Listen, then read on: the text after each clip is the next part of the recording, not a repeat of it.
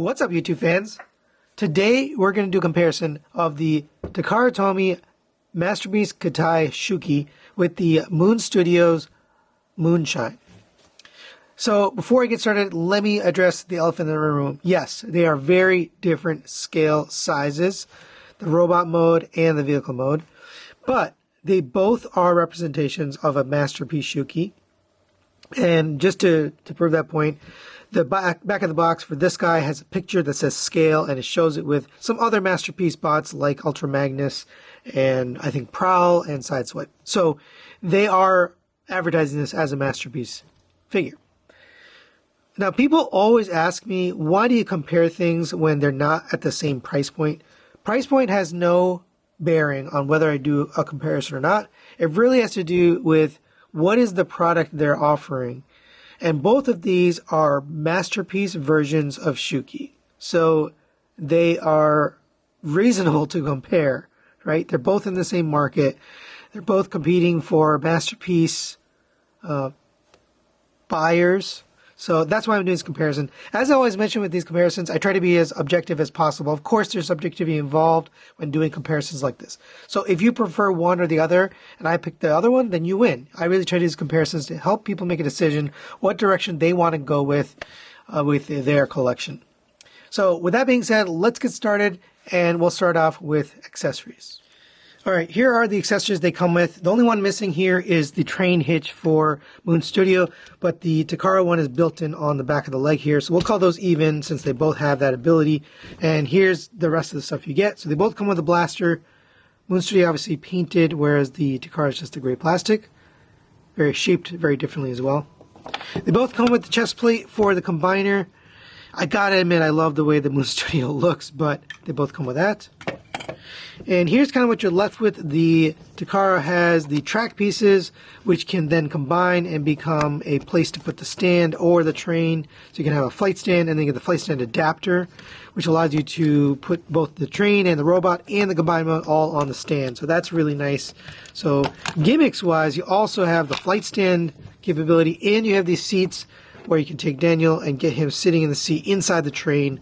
So we're going to give accessories and gimmicks over to Takara. They just have a lot more included here.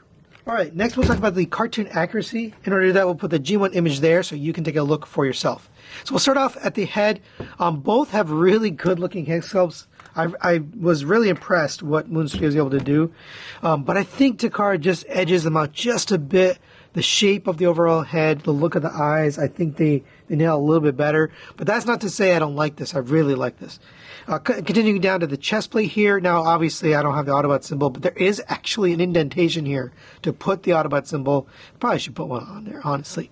But I don't have this guy in his robot mode. He's displayed in the combined mode, which is why I haven't done that. But anyways, the shape and overall paint, like, I like this gray here on the side. It's a little bit sloppy paint, but overall, I like the look of this, but this is more accurate. Coming down to the waist and the crotch panels here, both of them are pretty darn close. They have this kind of roundish shape here on the side. The white or silver, depends on your interpretation. The Moon Studio went with silver, whereas they went with kind of a beigeish white.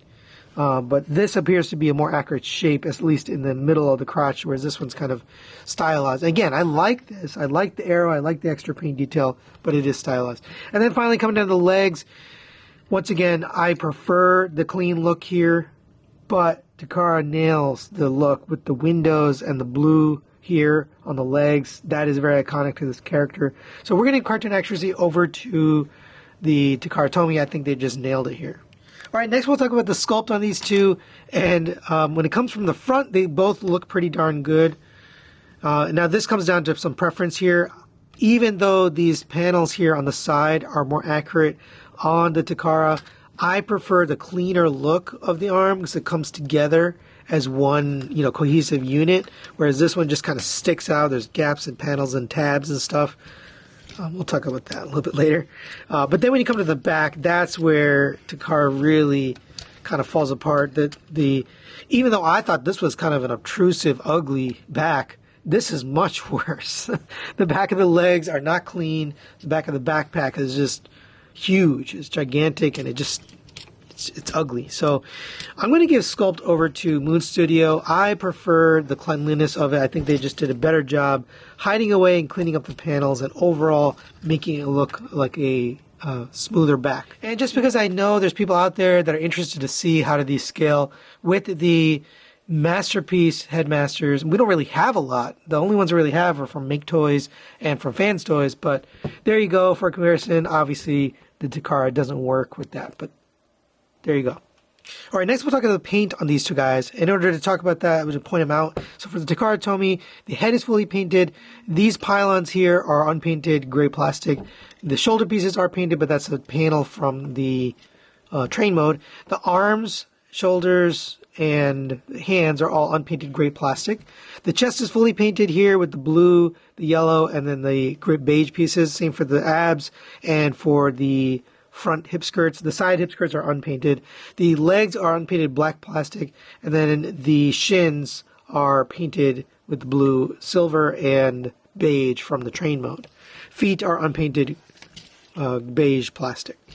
Coming to the Moon Studio, you have fully painted head. The silver, the gray, the blue, and the metallic blue for the eyes is all painted.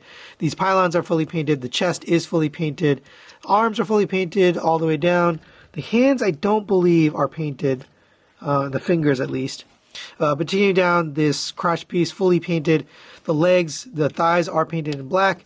The shins and feet are all painted. So as far as amount of paint, Moon Studio definitely has more. In terms of quality of paint, I was worried about this chest piece, especially because in combined mode, this rubs up against the other combiner piece. And happy to report, I don't have much.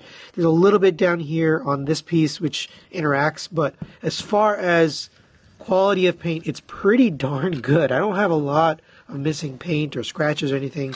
In fact, it's hard for me to find any. So I'm going to give paint over to Moon Studio. I just think they did a good job. They have more paint, and it's a good quality paint. Next, we'll talk about the build quality on these two. And something unfortunate with the Takara is there is a lot of translucent plastic on this. And it makes for a weird feel. These panels especially do not feel good, and they pop out quite often, so you have to pop them back in. You can see they're both popped out right now. But because they're clear plastic, you want to be careful, but at the same time, it's kind of what holds it together. So I don't really love that part. Also, these backpack pieces are fully translucent plastic, and you do have to interact with those and move those quite a bit to transform it.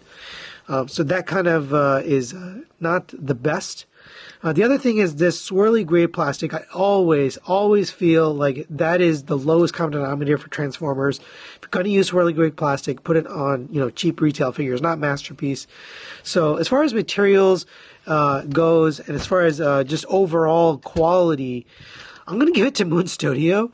I think it's just it's better built. It's got die casting. It feels better. Feels more solid in your hand. Overall, the materials as you're transforming it and playing with it.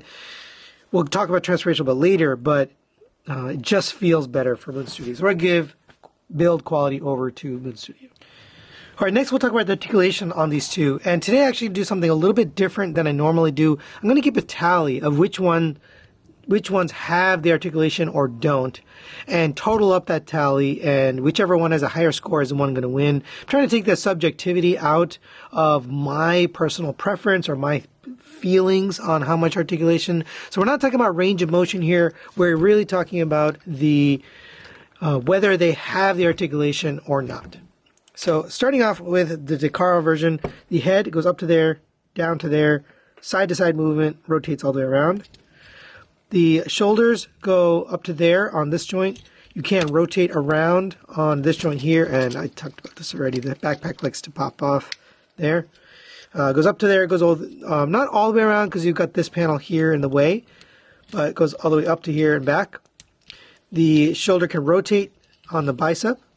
You have a double joint elbow, gets you the full bend. You have a rotation at the wrist.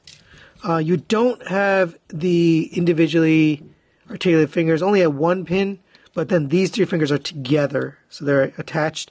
And then the pointer finger actually has one pin, so you can't really point. And thumb is on a hinge as well. You have a rotation at the waist. No ab crunch in this guy. If you move the hip skirts out of the way, The hips can rotate forward up to there. These ratchets don't feel great at all, but it goes up to there, back to there, hindered by all the kibble, up to the side on friction, rotation at the thigh. Single jointed knee gets you a little past 90 degrees just to the sculpt. You have an ankle tilt, and you have a bit of a pivot back and forth there. So there you go for Takara. And now we'll look at the Moon Studio. So Moon Studio, the head is also on a ball joint, goes up to there, down to there, rotates and side to side. If you lift up, you have a neck joint as well. So you get a little bit more down and a little bit more up if you want to utilize that neck joint. The shoulders rotate all the way around. There's no hindrance there on that. You can go out to the side if you lift this out. And I recommend holding this because this panel likes to pop out, but you can get the shoulders up. You can actually move this out of the way if you want to. So you can use those shoulders, you just have to use that additional joint here inside the shoulder. And it does like to pop this off, so you just got to make sure you hold that. All right, you have a rotation at the bicep. Double jointed elbow gets you the full bend. Rotation at the wrist. On this one, you do have individually articulated fingers at 2 pins, 1, 2 at the base, and then the thumb is on a ball joint and has a pin for articulation. You have a rotation at the waist. You do get an ab crunch on this one, so you can go basically up to there. If we move the hip skirts out of the way, you can get the leg up to there on a ratchet. You can move this butt flap out of the way, so the leg can go all the way back to there. And it can go out to the side. So that's it for those hips. Your rotation at the thigh. Single jointed knee gets you 90 degrees. You have ankle tilt and no ankle pivot on this one, so you can't go, back and forth. So based on the tally, you can see that on the screen there. The Moon Studio is going to win just by a couple points here on articulation. All right, next we'll talk about the transformation and engineering of these two. When it comes to transformation, both of them are actually kind of not that fun, but I have to give it to Takara. They do have a way of making things more intuitive and a little bit more, easier to move and to manipulate. While this isn't my favorite transformation, I think they did a better job than Moon Studio. This is a very frustrating, especially to get into combine mode. It has some very frustrating pieces, and especially tabs and pegs that have to go in, and those can be frustrating to do. So we're going to give transformation over to Takara Tomy. When it comes to engineering, I'm going to give that over to Moon Studio. They did such a good job at keeping it a clean robot mode, given what it transforms into, and the fact that it's become a combined mode as well. I think the combined mode is also really, really clean compared to the Takara. So I'm going to give engineering over to Moon Studio. I just think it's a better engineered overall in all 3 modes. All right, and there they both are in their alt modes. And this is the elephant in the room here. Takara's train is too small. Especially for a Masterpiece scale, which you've established this is meant to go with Masterpiece. It just feels too small. And just to kind of prove that point, here is the Transform Element Optimus Prime, and even the Moon Studio one, this isn't a real-life scale. These trains are obviously bigger, but at least it's reasonable. This one is not even reasonable, right? It's just too small. But beyond the size, the train for Takara actually looks pretty nice. It's got some nice paint job here with the blue and the beige. They did choose to use clear for the windows. I don't really love that because you can see all the junk behind it. You have a painted door back here. You got the silver for the roof. The wheels on the bottom here. They don't rotate or anything, so it can't really go around. So if you had a curved track, it's not going to go on there. Now it does come with the track, so that is nice. They included this, but it has trouble actually going on the track. I've tried multiple times over and over to get this to roll. And it likes to come off. You can get it on there, but eventually it'll pop off the track. So you just got to do it very gently. It just likes, the wheels just like to come off. But it is a nice looking and nicely detailed track, so I appreciate that.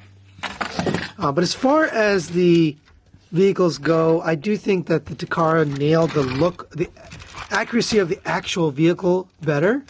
And that's what they were going for anyways. They wanted a very, very accurate vehicle.